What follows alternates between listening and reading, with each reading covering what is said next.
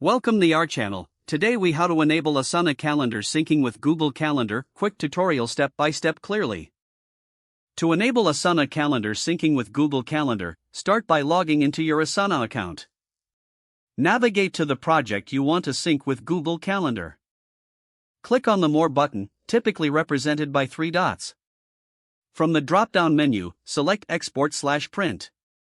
Choose the Sync to Calendar option.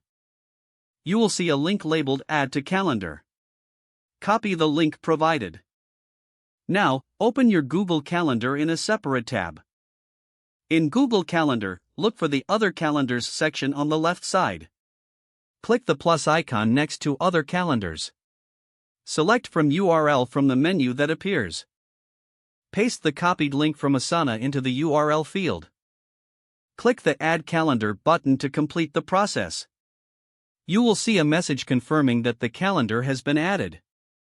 Your Asana tasks will now appear in your Google Calendar. Keep in mind that this sync is one-way. Any updates made in Asana will reflect in Google Calendar, but not vice versa. To check your calendar, refresh Google Calendar. You can customize the calendar settings as needed for better visibility. Congratulations, you have successfully synced Asana with Google Calendar. If the page does not load, refresh the browser or try again in a private or incognito window. Make sure you are using the correct email address, then retype it carefully to avoid small typos. If your password is not accepted, use the reset option and create a new strong password you can remember. Check your spam folder for verification or security emails, then complete any requested confirmation steps.